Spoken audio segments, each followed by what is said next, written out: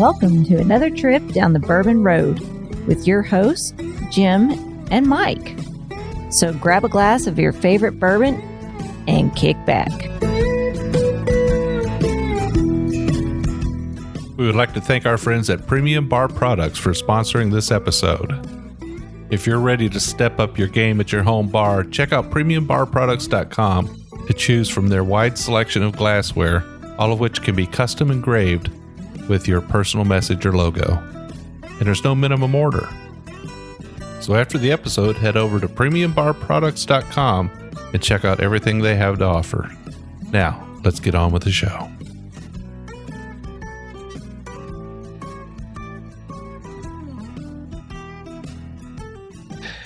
Hello, everybody. I'm Jim Shannon. And I'm Mike Hyatt. And this is the Bourbon Road. And today, Mike, we have another Craft Distillery Monday. Yeah, we got a craft distillery that I've been to. You haven't got to go down there. Have not been there yet. But a beautiful new distillery, a couple years old, down in Memphis, Tennessee. Our friend Alex Castle, she works there at Old Dominick. Old Dominick Distillery. Now, I remember when you went on Big Chief's Southern Road Trip, and this was one of your stops. Yeah. And, well, you went there, you recorded an episode with Alex, and then you brought back some bottles for me, too. So that was kind of nice. Oh, yeah. So I'd actually, one of our roadies knows I love some wheated whiskey, wheated bourbon, wheated anything pretty much. But Alex at the same time sent me some samples of what we're going to drink today. But Adam, he brought me this entire bottle up because he knows I'm such a, I don't know, what's the good word for it? Weeded King of Kentucky. Weeded King of Kentucky. And you don't specify it has to be a bourbon, but, you know, you prefer bourbons, but you like wheat whiskeys, too. I do. I think wheat whiskeys are a good gateway whiskey for some people. They've got that sweetness. They make a great cocktail. Yeah. All right. So tell me a little bit about this bottle, a little more specifics about it before we taste it. So this is a straight wheat whiskey. I mean, you've talked about that before. A straight whiskey would be anything that's over 2 years old. You could be from different distilleries, but it'd be blended together. Nothing can be mixed in there. It has to be that pure whiskey, right? But those distilleries must be from the same state. Yeah. This right here was contract distilled, meaning that it was distilled at a distillery under the supervision of Alex, which says Lawrenceburg, Indiana. Everybody knows where that's at, right? MGP. Means she went up there, she took a recipe and said, hey, this is what I want. Before they got everything set up and run. Which is quite a bit different from going in and choosing barrels and selecting whiskey that you didn't have a hand in making. She actually went up with a recipe, with a plan in place and said, I want you guys to make this for us while we build our place down here in Memphis. Yeah. Yeah. And, well, even if they got their place built and they started running, it's going to take a while to get everything in motion. So, yeah. So we do know this is over 2 years old. This has a mash bill of 83% wheat, 12% corn, 5% malted barley. Okay. So what she was trying to do is what she was saying was get back to what the original owner, Domenico, I think is how he says Domenico? it. Yeah. In 1866, that was what they were trying to get back to his original recipes. Beautiful square bottle, heavy. I like the old labeling. It actually has Huling Station was a rail station there in Memphis, Tennessee. I'm not sure if it's still around today, but a beautiful bottle, beautiful label, old school. So Huling Station or Huling Station? Well, I don't know. I'm not good with that. All right. So Huling Station maybe, or Huling. Okay. Well, nevertheless, let's see what it tastes like, Mike, or let's nose it first.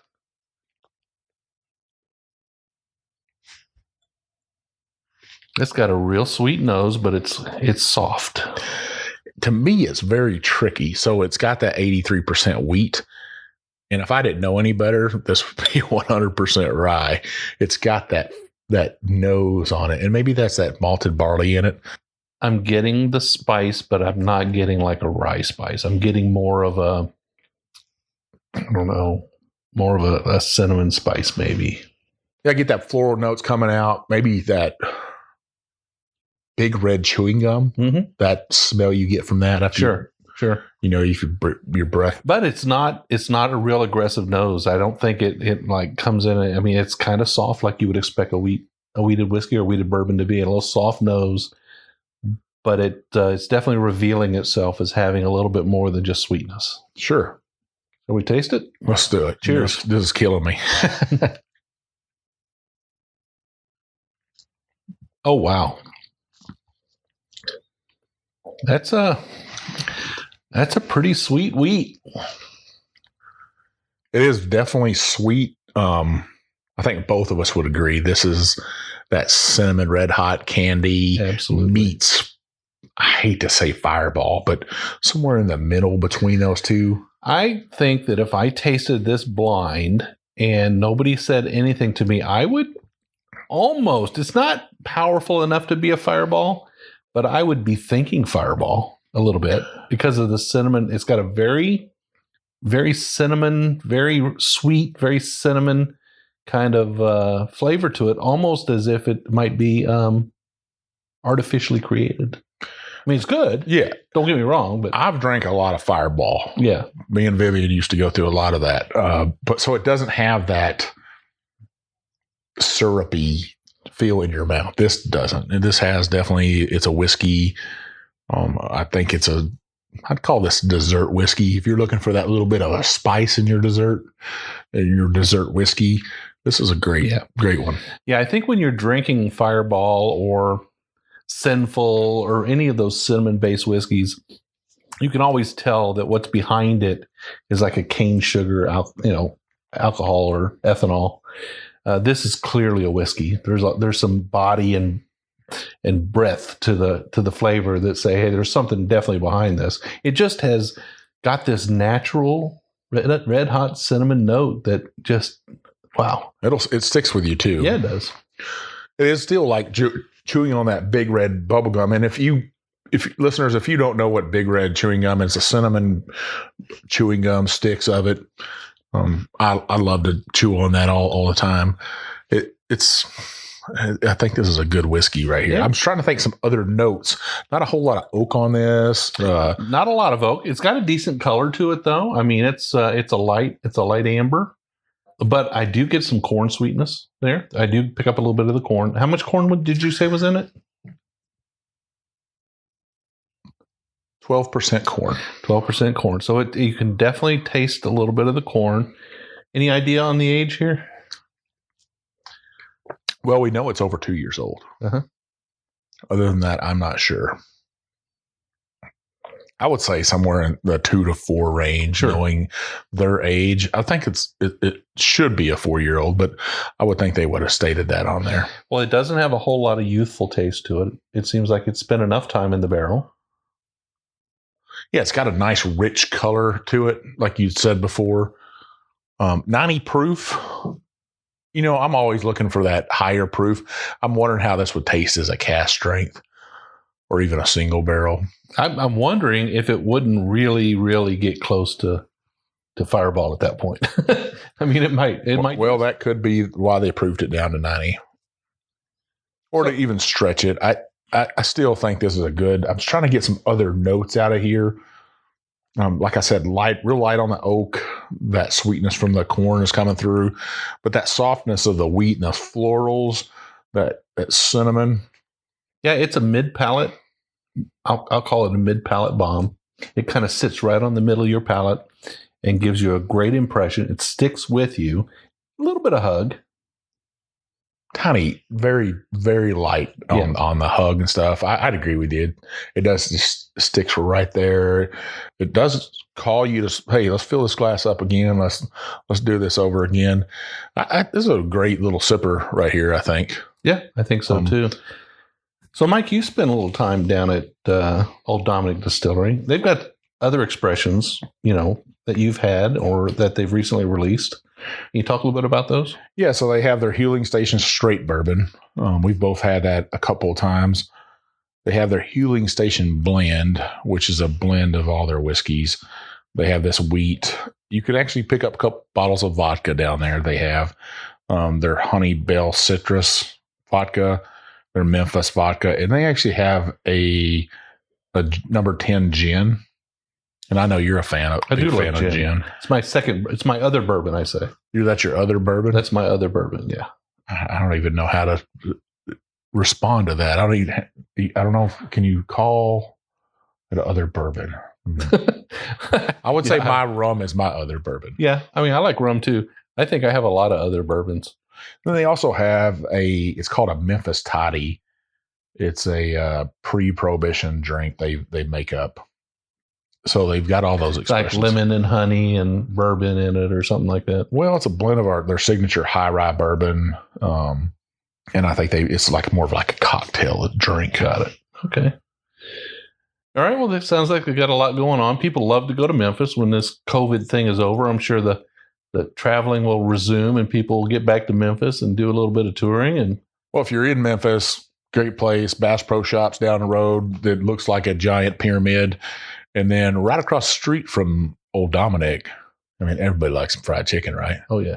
So they got Gus's world famous fried chicken down there to eat. It's absolutely delicious. Every time I get a chance to eat it, I'll just tear it up. And then Bill Street's a couple blocks away. Yeah.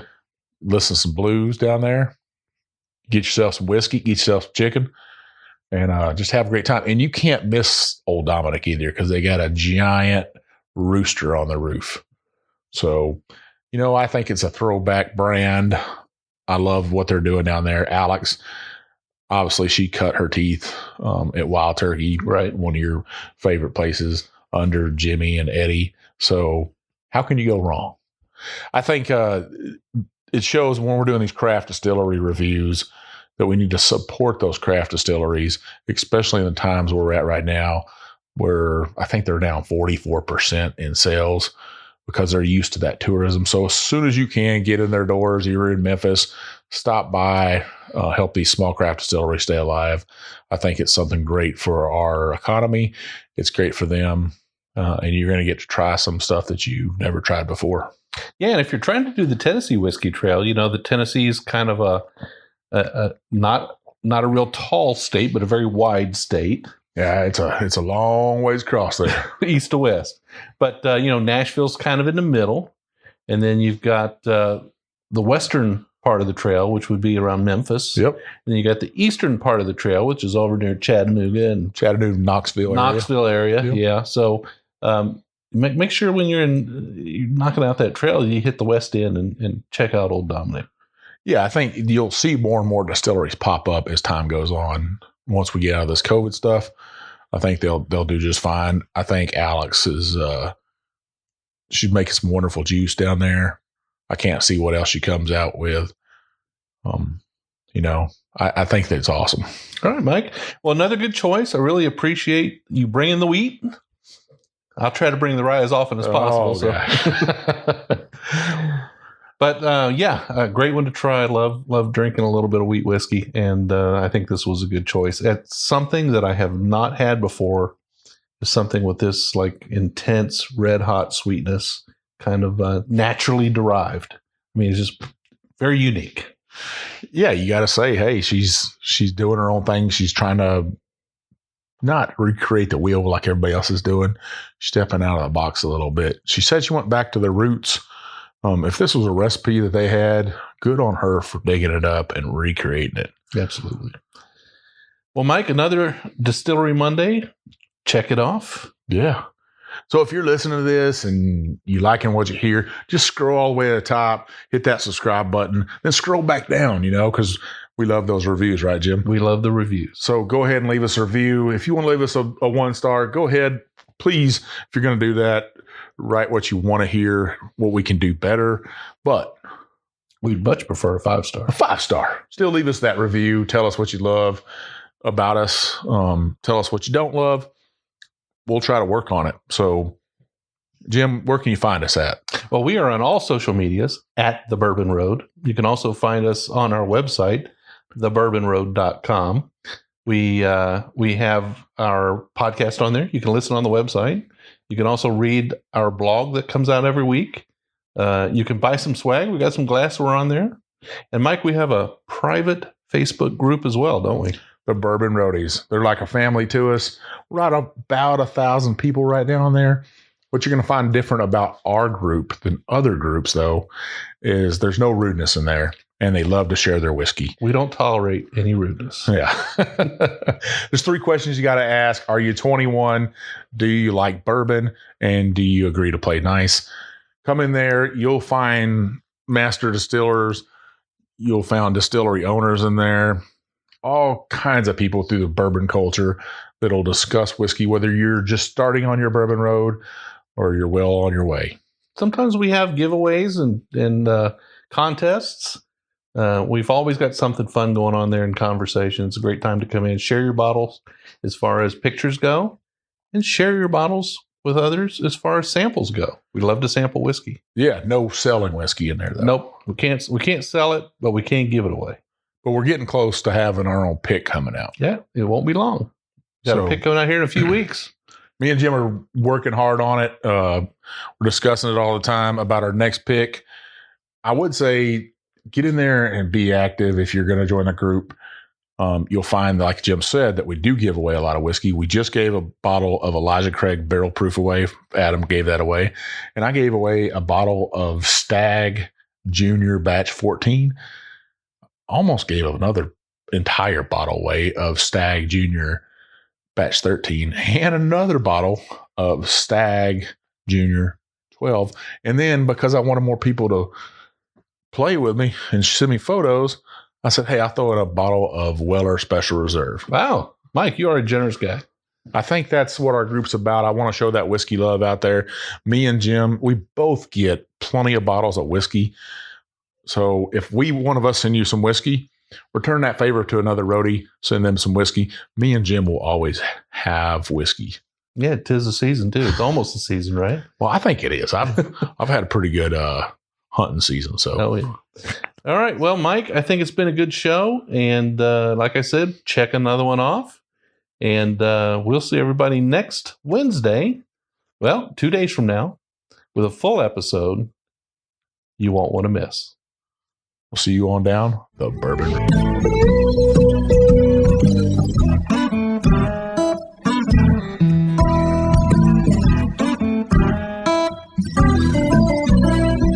We do appreciate all of our listeners, and we'd like to thank you for taking time out of your day to hang out with us here on the Bourbon Road. We hope you enjoyed today's show, and if so, we would appreciate if you'd subscribe and rate us a 5-star with a review on iTunes. Make sure you follow us on Facebook, Twitter, and Instagram at the Bourbon Road. That way you'll be kept in the loop on all the Bourbon Road happenings. You can also visit our website at thebourbonroad.com to read our blog, listen to the show, or reach out to us directly. We always welcome comments or suggestions, and if you have an idea for a particular guest or topic, be sure to let us know. And again, thanks for hanging out with us.